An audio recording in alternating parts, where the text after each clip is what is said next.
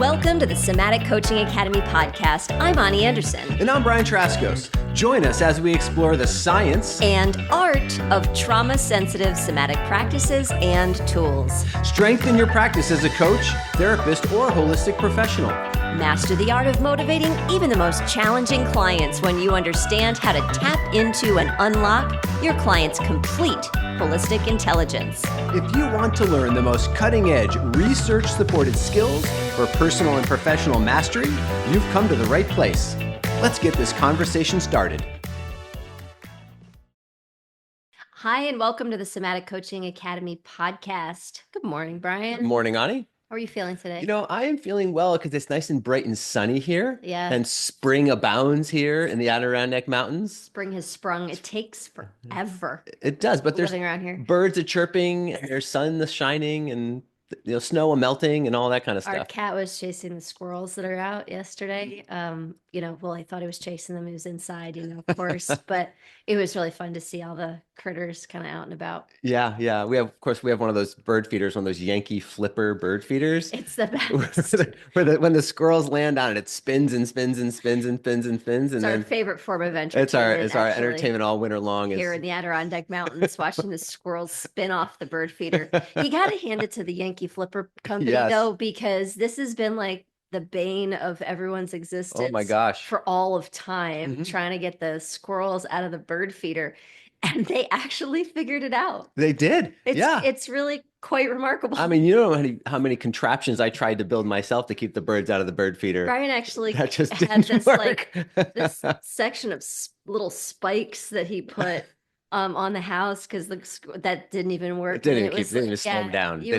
They're like everybody's. They're like picking their teeth with it. Yeah. The spikes. It just it didn't matter. Again, buddy. Yeah, no problem. Anyway, we are on episode 75, and as you can tell, we're very excited about spring here in the Adirondacks. Right. Yeah. And so today's theme is, are you ready to hit reset yet? I think that's one of the things that I so appreciate about spring, actually, Brian, is it feels like a reset kind of, starts to happen, especially after our long winter here. Sure. Yeah, for sure. And, as a part of what happens here in the long winter here, but all over the US and all over the globe is what everyone's really talking about is the frenetic and chaotic and pace of change that's happening with the current administration here in the U.S. And whether you like the changes or don't like the changes, we're not going to talk about those. They're changes. And whenever there is chaotic change and sustained change, I mean, most recently, the president of the U.S. said that they're just getting started. So there's more change coming. I think that the changes, Brian, feel like quite a upheaval, not up level. They feel like quite an upheaval almost on a daily basis. And it's on top of an already frenetically paced society. Right. Yeah. It really is. I mean, we're already a society that is going at full throttle because of our technology living in our pockets and, the notifications going off all the time and stuff. Like we're already living, I think, at our max capacity for stuff going on. Yeah.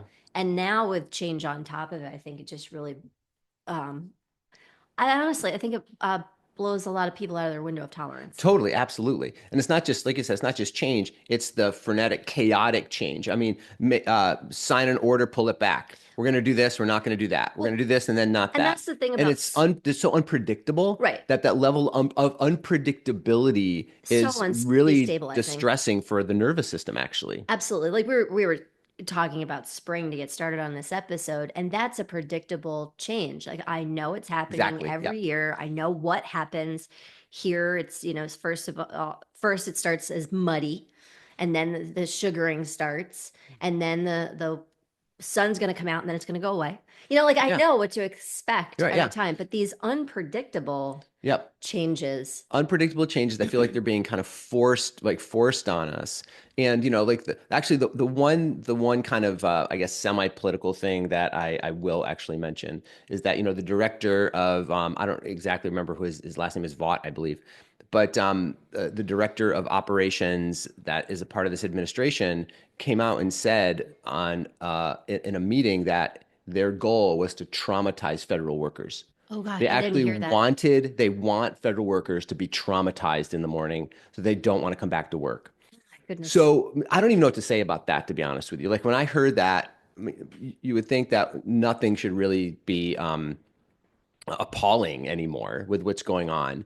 But that really like was like, oh, so there's actually an overt decision on the part of this administration to traumatize people directly. So I'm not even sure what to say about people who consciously their aim is to traumatize other people. Sure, let's not go down that rabbit hole. I think that's what's happening though. Yeah, Like and obviously. right, and not just the federal workers, Right. like a lot of people are feeling Yeah. And traumatized. so the way that trauma is happening is with this rapid, unpredictable, chaotic change. That's actually a mode of traumatization is kind of Yeah, what I'm saying. So absolutely. Right. part of the plan That in order to do that is to create so much change, so much upheaval that people can't get their bearings. hang on, just back up and say that again, because I think that bears repeating. So it's a part actually of traumatization Yeah.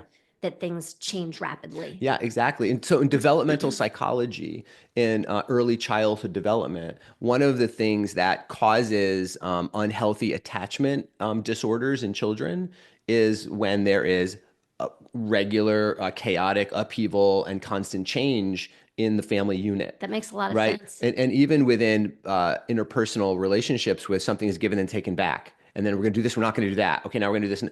And the child cannot actually learn to predict what's going to go on in their Yeah. environment. Yeah. That actually creates dysfunctional attachment disorders. Yeah. And we know that those are adverse childhood experiences that lead to trauma loads in a child's nervous system. And those are firmly linked to physiological and psychological poor health outcomes as people get Correct. older. Correct. So So, there's a firm link to that. so kind of what you're telling us is if we don't do something proactively about it, then what we're looking at is mental and physical health epidemics coming down the pike Right. because so much trauma is kind of happening. Exactly, exactly. And then, so then we get in the kind of the debate about, well, but I like the changes that are going on. And Sure. so some people are praising and lauding the changes that are happening so rapidly. Sure. And again, I'm not debating whether or not we should like them or shouldn't like them, anything like that, because I And think everybody is sure.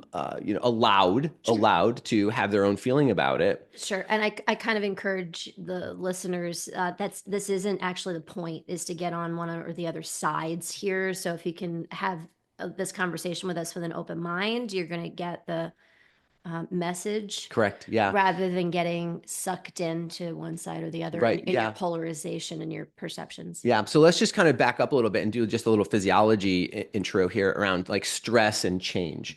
So stress is important. Yeah. We actually need stress. As developmentally, we need stress. Developmentally, we actually need change. Here at the Somatic Coaching Academy, we're all about change. We actually help people create change, create conscious change for themselves. I have a result I don't like now. I want a different result tomorrow or next week or next month. So how do I go about doing that? So we're actually in the business of teaching our students how to help other people have conscious change and how to help our own clients have conscious change. So it's not like we're against change. We actually love change. Yeah. And like you said, stress is a part of that. Yes. I remember when I first met you so many years ago, you were really hanging your hat on this message even back then because you refused to do a workshop around stress reduction. Yes, exactly. You would call it stress balancing or something like that, and I was pushing on you from a marketing standpoint. But Brian, people want to reduce their stress, and you're like, that's not physiologically appropriate. Like, I still hang my hat on that.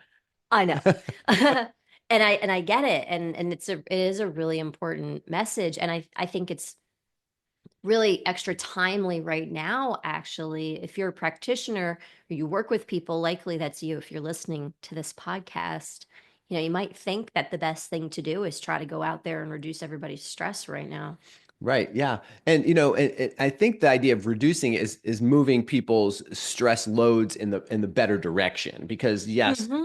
probably by reducing them, you're going to balance them naturally. Well, a Right. lot of times when we try to just reduce, we're kind of restuffing stuff too. And what we're talking about is actually consciously moving through these changes. Exactly. Right. So let's just go back to stress and change. So stress is important and change is important, but in the right doses for sure. That's I think where we Ideally. want to lean in here, right? Is an appropriate kind of dosage of change and stress if we want to maintain a healthy nervous system. So what's a healthy nervous system look like? Well, it looks like people that can make really good clean decisions, right? Healthy nervous systems look like we're emotionally regulated in a relationship, so we can have really clear communication. We're not creating more destruction in our relationships or in our communities. Emotional or balance stress within ourselves. A balanced nervous system looks like a healthy body, a flexible body, like no gut issue, right? Health, really. So if you're like, hey, I want to be healthier, then you got to really kind of look at, is your nervous system kind of balanced? Yeah. And at a core,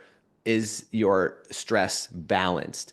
And so we come back to this idea of, well, but I like the changes, but I don't like the changes. Actually, your nervous system doesn't really care too much whether you like it or don't like it. It's the matter of what's the pace of the change. And there's a stress index, it's called the life change index scale that we pulled up to kind of chat about a little bit here in the podcast. And I'm sure there's some way we can put a link to this somewhere that people can find it Could probably put it in the show in the notes. show Yeah. notes or something like that.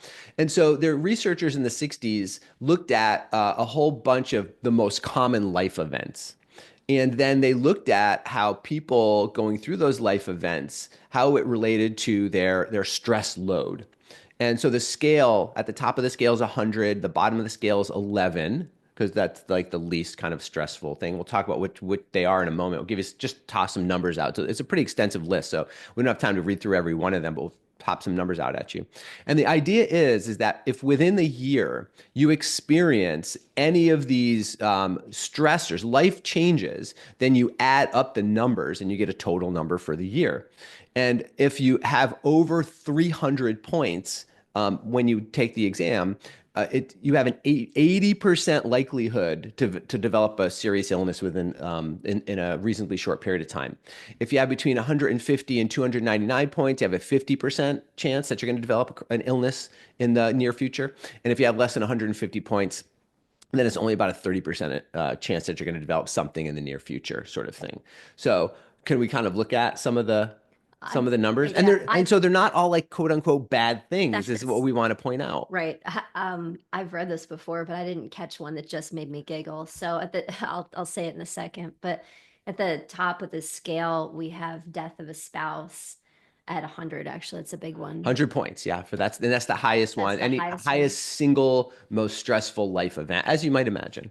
Right. And then the next one is divorce at 73. And you go down just a few and you get to marriage, Yeah, which right. is 50. Right, marriage. So marriage is supposed to be a joyous, happy occasion, and Not like we're stressed, entering and not stress free, not stress free. So not too much farther off right, from divorce, you're to right. be honest. Exactly. It's only 23 points lower than getting a divorce. Yeah. Yeah. And it's Yeah. half of like losing your spouse. So it's Three points below that is marital reconciliation. reconciliation is 45 points or 47 points, something like that, right? So it's funny. So There's also it's stuff just like as getting, stressful. So it's getting, stressful to get married. It's stressful to separate. and it's It's stressful stressful to to get back together. reconcile. It's like it's all stressful. Yeah.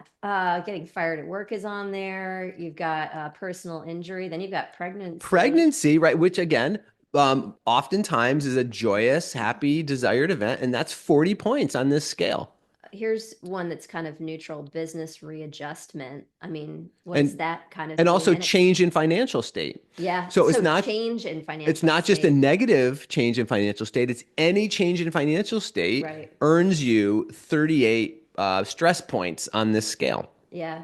I could add me up on a few of these. Yeah, so like Um, go down a little lower. Check this out. Like once you get kind of into the 20s, it's look at all the change in work hours, change in residence, change in schools, change in recreations, change in social changes, activities. right? So you're just talking Change change, in change, sleeping change. habits, Yeah. change in eating habits. This was the one that I was laughing about, and I guarantee, Brian, That when was this done? 1960? Yeah.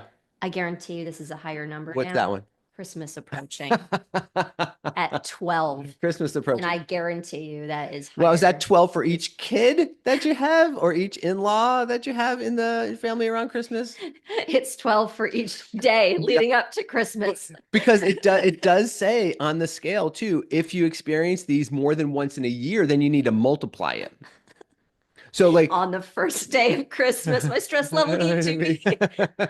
and I'm looking at like trouble with in-laws right there, So you get like clocking at every day 29. that So if you have happens, trouble with in-laws every day, like you just got to multiply that 29 by how many times are you having trouble with your in-laws? okay, so this is my point. Okay, like life is hard enough, Brian. Yeah. Like life is stressful enough just by being alive, Yeah. And if right? and if you're over 300 points, then there's 80% chance that you're going to have a significant illness in the near future. So, What number did you say again? when Over what? over 300 points. I just can't imagine how many people out there could get close to or up to 300 points using this scale and adding in some of the current events that are happening. Well, just consider all the changes. That's what I mean. So if you look on this thing and every time there's a change in your life, every time you look at the news and there's a change that can impact you, the you know the Department of Education, half of the Department of Education is gone Yeah. now, which affects not only schooling but also funding for. I didn't share this one with you. Like that's how Pell Grants and Yeah. FAFSA funding is done, right? We Mhm. have kids in college, so for us, it's like, okay, so what happens with that now? Yeah. Sort of thing. There's all these things that just kind of get tossed up in the There's air. so many. We could just go on and on. Anyway, so And some so people are being affected more than others. more than Let's others just for be, sure. Yeah, you know, absolutely, honest absolutely. about that. So here we are, folks. Wow. Whew. Change, stress. Whether you like it or not, the nervous system, whenever there's a change, the nervous system needs time to adapt. That's the idea. The nervous system needs time to adapt. And so few of us take the time, make the time, have the time to do that on the regular. People are so stinking busy. Well, and I would actually even kind of mention also, Ani, that right now, we talk a lot about core centering, right? We talk a lot about doing your daily core centering practice, like brushing your teeth, like Yeah. flossing your teeth. Like we need to do that to keep our nervous systems healthy. And that works really well when the outside world is relatively stable. Yeah. Because when the outside world is relatively stable and we're doing our core centering practices every day, we can actually start to build kind of like a reserve Yeah. of resilience within our nervous system so that when things get challenging, we have the reserves in order to be able to manage it. It's like putting cash in your savings account. Exactly. Yeah. Yeah. In your savings In your account. savings account. Right. You're not regularly using it. Right. But nowadays, Yeah. when there's change every single day after day after day, the core centering practices, they barely are enough to keep your head above water. So you need them so that you can keep your head above water as best as possible. Yes. And we need more. Exactly. And we need more. We need resets. Yeah, we need resets, and I think that's really what we want to lean into right now for leaders out there who are leading, organizations, teams, people, for coaches out there who are working with the people who are experiencing upheaval and stress, those sorts of things. For therapists who are also working with people who are stressed out, and by the way, a lot of times absorbing that secondary load for moms and dads and caregivers Yeah. out there, like resets. Yeah. So we're serious about this, by the way. Yeah. We like to have a good time. Having a daily practice, and we're going to talk about this in an upcoming podcast really soon. Having a daily practice is imperative right now. Yes. And so are resets. They are non-negotiable. At this point, they're non-negotiable. Yeah. Because here in the US, and globally, because everything that happens in the US affects the whole globe, is, for at a minimum, we're looking at the next 4 years of chaotic kind of, in a lot of ways, I was going to say destructive change, but because things are just, that's how it's being laid out, right? Things are being gutted, slashed, Sure. cut. Sure. And so that type of change, again, rocks the nervous system. And that's not going to go away for the next 4 years. So let's just kind of accept that. That's not going to change.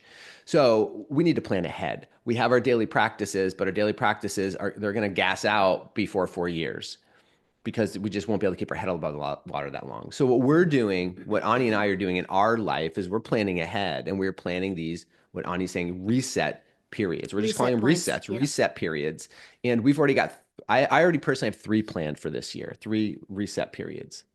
I don't know how many you have actually planned. Yeah. Well, I'm thinking You have 3. at I'm least, wondering, are they the same ones? no, the last one, I'm doing a thing. You're doing a Well, thing. we'll we'll Yeah. we- Well, we'll, we'll I'm talk about doing in a a thing minute. too. You're doing a thing too. Yeah. Okay. So what is a reset But period? but yeah, I mean, I'm even looking into 2026 and putting this Yeah, on my calendar now as absolutely. well. Absolutely. I'm restructuring my year according to needing a little bit more space and time for adaptability and in our resets. Yeah. So let's talk about what a reset is not, first of all. What a reset is not, It's it's a family not a vacation. family vacation. That is not a reset. Reset is not a family So that vacation. does not count, people. So if you're like, oh, I'm going to with my family, that is not a reset. It's one of my favorite things that comedians do. We went to see Jerry Seinfeld and Jim Gaffigan this a few months ago Yeah. this winter. And both of them did a set about how stressful it is to go away with your family. It's just so hilarious.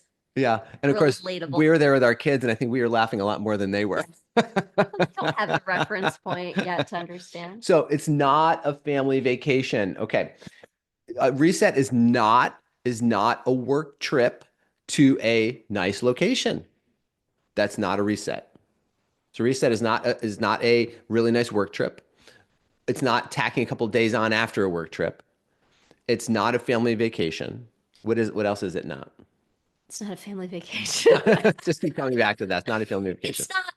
It's not going on a yoga workshop for 3 hours on a Saturday, Brian. Correct. Yeah, exactly. Yoga workshops are great, but Awesome. that's not what we're That's talking what we're about. talking about. So let's talk about what we're talking about then, because the purpose of a reset is to deeply reset the nervous system. Yeah, and it takes a few days. It does actually. It takes a few days to do it, and you can feel the difference. And if you don't know what we're talking about, then you need to take a reset so you can get a reference point for what it feels like to Exactly. reset your nervous system. Because then you'll go, Yeah. That's what, oh my God, I never realized how stress intense I was because now I feel like this. Holy cow. Yeah. Right. That's a deep nervous system And reset. once you have that sensation, you have that feeling, you have that anchor to then go back to, oh, that's what I'm aiming for actually. Yeah. Is that point Yep. at which I go, Yeah. Yeah, totally, totally. So let's talk about the qualities. What makes a reset period a reset period? Based on all the research we've looked at and knowing a lot about the nervous system and the processes it goes through. Run retreats for a And number having of run years. retreats for a number of years and doing our own reset periods in the past that we haven't really kind of qualified this way. We've done this stuff before, but now it's like this stuff actually needs to become a regular part of our life in order to not only to basically survive the next 4 years, but to thrive beyond that also, because we want to be able to thrive beyond the next 4 years. And if our nervous systems are totally tanked and frayed and injured, then we won't be able to do that. And at some point, you have to pay the piper. Your body has to recover, which is basically what burnout is. Right. So if we don't proactively plan for deeply resetting our nervous systems, we're looking at it again, another catastrophic burnout epidemic like we saw after COVID. Let's just say that, like, that's what leaders are looking at, by the way, if they don't take this seriously to put things in practice for and with their people. Yep, for themselves and for their people. And for their people, I mean, burnout's already a big bad problem, but that we're looking at more. Yeah, this is just pushing people like over that edge. Okay, so the very first important quality of a reset period is safety. Like when someone is in a reset period, there absolutely must be a felt quality of safety.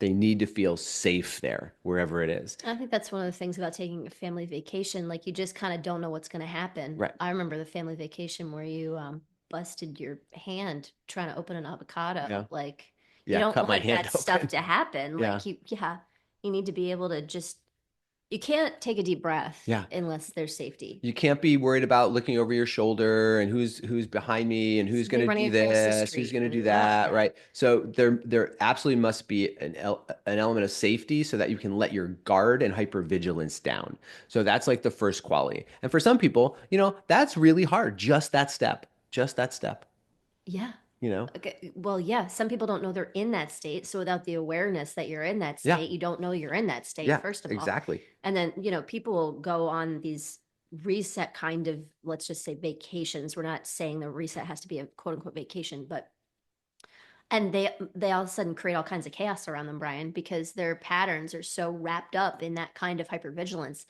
They don't know they're doing it. And so Correct. they just start creating problems Yeah. and chaos and stuff. Yeah, exactly. So safety. So there has to be an element of this feels like a safe place, a safe environment, safe people that I am with during my reset period. So that's very healing for the nervous system right there alone. So that's step one.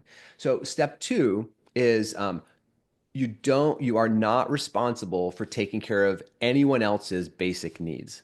You're not Mm. responsible for feeding anybody else. You're not responsible for clothing anyone else. You're not responsible for bathing anyone else, Driving toileting, people driving. places. What else? Yeah. And so this is caregiving, kids and parents and grown-ups and other people in our Spouses and lives. neighbors and yeah. Yeah. And a part of that is that, I mean, well, maybe it's not a part of it, Brian, but an add-on is that ideally somebody else is helping to take care of your stuff. That's a bonus. Yeah, the bonus is that you don't have to take care of your own basic needs. So to be able to get your food, healthy, good food made for you, Mm, have your dishes be done, like those kinds of things, not have to sweep the floor and yep. clean the toilets and stuff. Yep.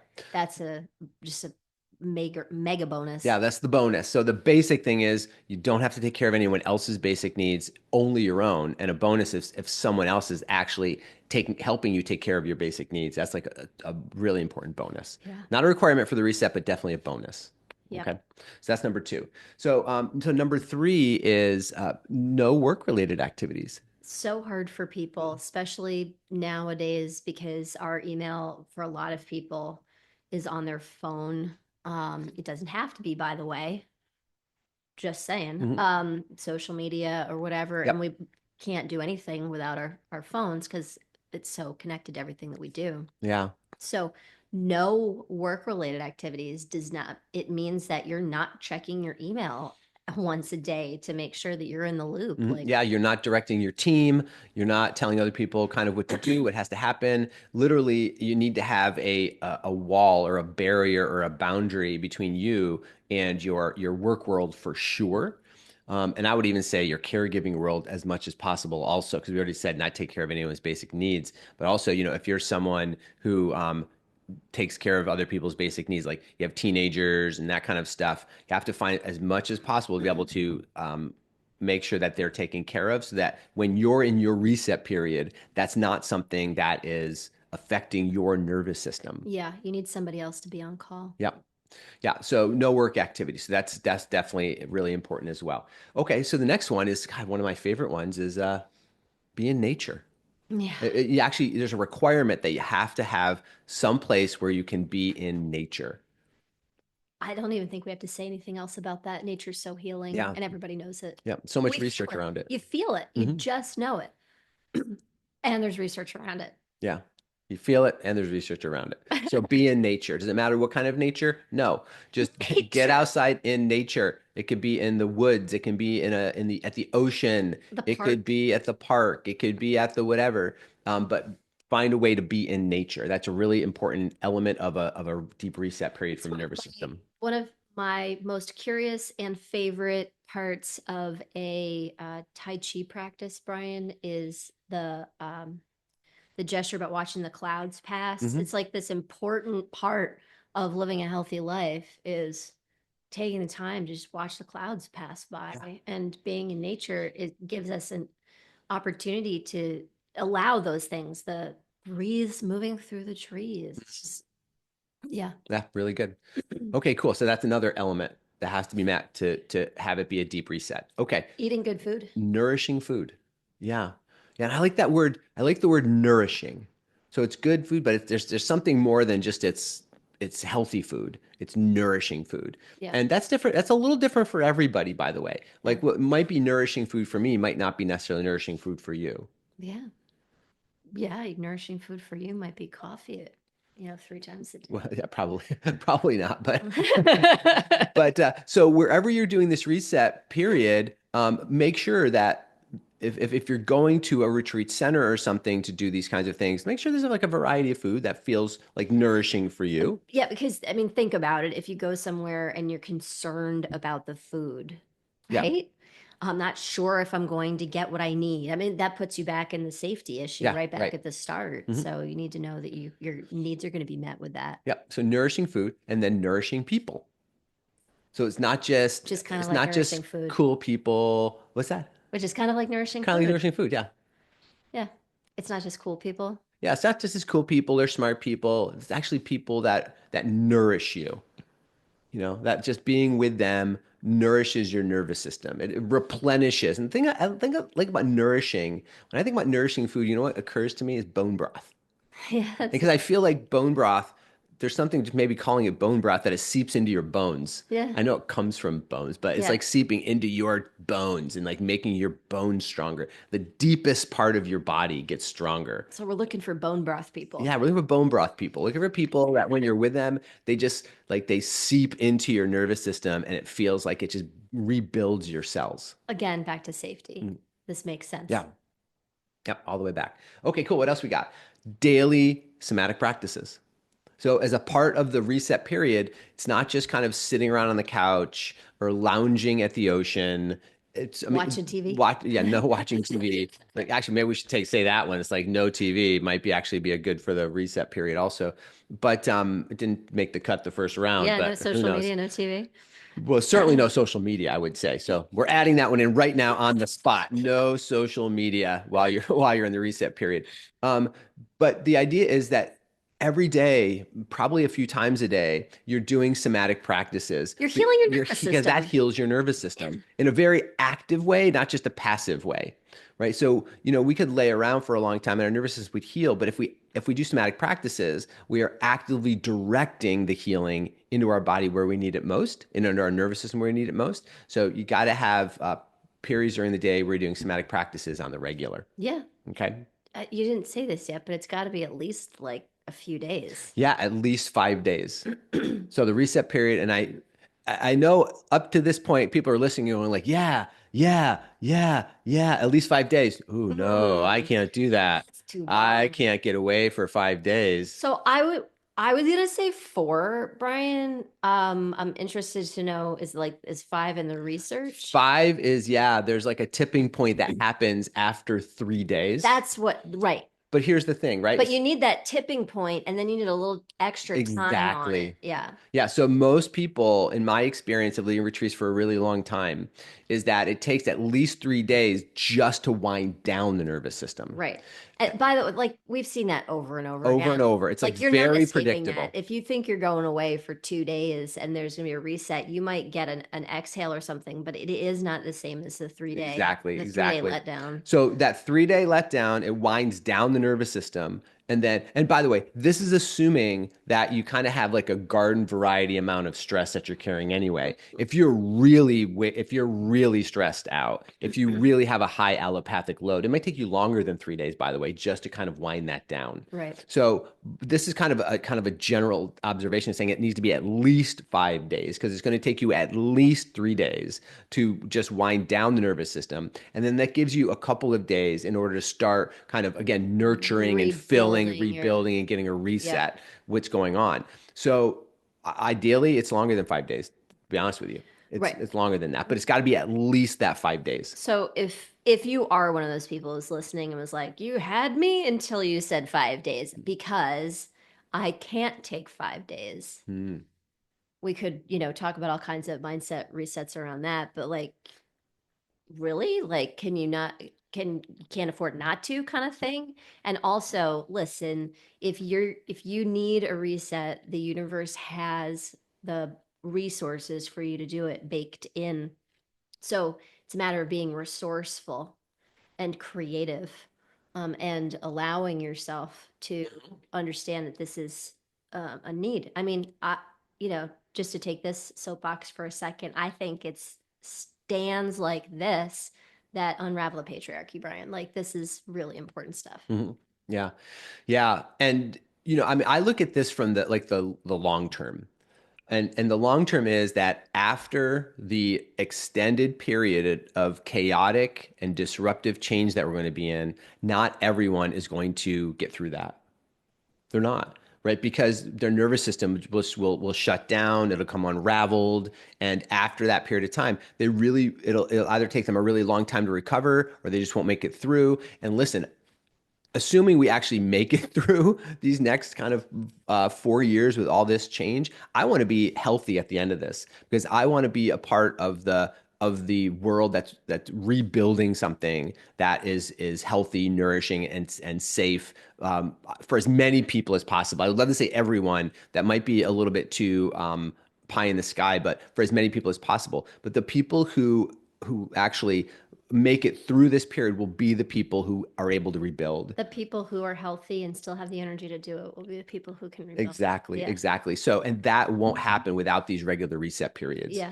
And so that's why I'm saying, hey, I have a busy job. Yeah. I travel a lot for work, got a family, kids in college also. I mean, all those kinds of things. And I'm committed to this over the next like 4 years, at least, to set these periods at least 3-4 times a year, every quarter, doing a reset so that I can be healthy at the end. That really has to happen that way. The last element to a reset is a level of intentionality. So not only kind of planning the resets, I think that's kind of like an overarching level of intentionality, but it's kind of like for each reset, before actually going into that reset experience, to go through a little process of intention setting about what that reset period is about for you, and what would you like to intend as going through that process. I think one of the things that helps us to do is realize what we're letting go of with awareness. Mm-hmm. Because what we don't have awareness about, we can't change. So, having that awareness ahead of time allows us to sincerely let go. Yeah. Yeah. So I have 3 resets planned for this year Well, already. I always love a good reveal in front of everybody else, Okay. Brian. So I think I know the first Well, two, but the first one is at Kripalu, yeah, right? May 18th to 22nd. yeah. That's a 5-day course centering certification we're doing. And We extended it on we purpose from did, yes. last year because what we noticed was that it was a fantastic training and retreat experience. And people could have used just one more day to be able to really seep in on the changes that they were experiencing. Yeah. So we extended it this year. So Little it's a whole prophetic lot more. on our point. Hmm? Little prophetic on us. We extended from 4 to 5 days. Yeah, yeah. Right. And of course we're going to be doing teaching the course centering program And and practices. practices, but we're also bringing in this extra element of this deep nervous system reset. So I'm already kind of adjusting and modifying the way that we've done this in the past in order to bring that deep reset kind of experience in. Yeah, we're actually on purpose bringing in time Yes. to experience elements like going for a hike on the property, going to sit by the lake, Mhm. having hammock time, Mhm. taking a little bit of extra time after lunch. Like, we're intentionally baking those things into the program. It really is, I would say, just as much about the reset as it is Mhm. about the plan Yes. Yep. this year. And I couldn't be more thrilled that we have come at it with such a high level of intentionality and an opportunity for people to really join us year over year there and have that predictable place to come, Yep. because the community is so enriching. Like you said, the people. Yeah. So all your basic needs are taken care of, Mhm. nourishing food, and you're being well held, and the community is just so nurturing. Yeah.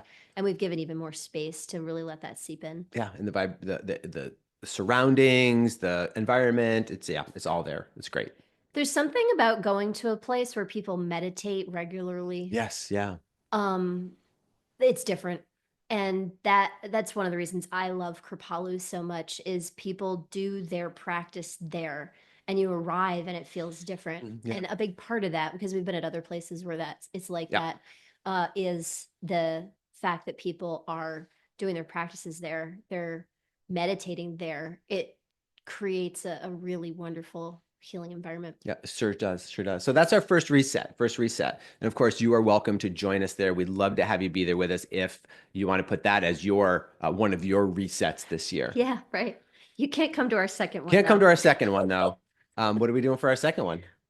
Brian and I go paddle camping. And so we literally pack some waterproof bags, put them in our canoe, and off we go into the woods, which for some people that sounds like amazing. And for some people sounds scary. And for some people sounds awful. I love it. I've loved it ever since we started doing it. I've loved it even before I started doing it, when I got the hint that kind of thing was possible. When I started kayaking with my aunt when I was about 14, and I saw other people camping, and they were not at the campsite. They were like off somewhere else. And I wondered how they got there. And my aunt said they paddled out, and I just knew that was something I wanted for my life. Yeah, and we do that now. And talk about a nervous system reset. So we're going like 10 days, like a 10-day to 2-week trip we're going to do. In the woods. So in the woods, so it's a deep immersion. And, it was last year or the year before when we were doing a 80-mile paddle trip that carried from a couple of ponds into a really beautiful river system. And one or two of the nights where we camping on this pond at Lowe's Lake, remember how quiet it was? Yeah. It was so, I didn't realize how jacked up my nervous system was when we went in there until it was so I can't even tell you, it was so quiet. It was quiet beyond quiet. It was quiet beyond quiet. I've never experienced that kind of quiet before. And it was really actually kind of agitating for my nervous system. Absolutely. At first. Wow. Because you could hear like a frog jump into the lake 2 miles away. Like, yeah. Remember when the beavers were jumping? It sounded like dead bodies were being tossed into the water. It was just so quiet. It was amazing. And I'm really looking forward to that again. Not the experience of my nervous system, but being immersed in that type of like death quiet. It was just amazing. I'm looking forward to like day 3 or 4 because I know that that was like day 2. That was day 2 like, that we were there, and it was like really. It was like really. But after that, it was fine. Right? Yeah, exactly. Okay. After that, we wonder why we're going to come back. Yeah, when do we ever come back? Just keep paddling. Okay. And my third retreat is I'm actually leading a retreat for a really wonderful nonprofit organization in September. At a wonderful retreat center in Connecticut, and that's 7 days. So it's like a deep retreat, and there's all kinds of other teachers and presenters that are going to be there. So we're going to be doing somatic practices like all day long together, and there's nature and labyrinths and woods and kind of stuff that's walk in. So there's all kinds of things that you can do there, and you don't have to go to everything. You can opt out of some things. So if you just need some quiet time for yourself, then there's an option there. Anyway, so that's my third reset. Yeah. And I'm looking to get one more in somewhere. I just need this year? Yeah, need to just figure out where it's going to be. I'm looking at doing a silent retreat for myself. Great. And making that an annual silent retreat. Love it. So, Love it. So there's our resets. So what are your resets? We want to know. Send us an email, pop in the comments below the video. Let us know, what are your reset periods that you're going to dial in based on what we've talked about with the parameters that we've laid out. Absolutely. Yeah. We want to hear them. And of course, we'd love to see you at Kripalu if that's one that you choose. Yep. All right. We'll see you next time. Thanks so much for joining us. Bye-bye. Thank you for listening to this episode. We hope that this conversation will help you improve your practice and change the way you think about your work, your clients, and yourself. Continue your exploration of trauma-sensitive somatic coaching by listening to more podcast episodes at somaticcoachingacademy.com. You could be the trusted guide that people turn to help them with their most challenging situations and to reach their most precious goals. Thank you for joining us. We'll see you next time.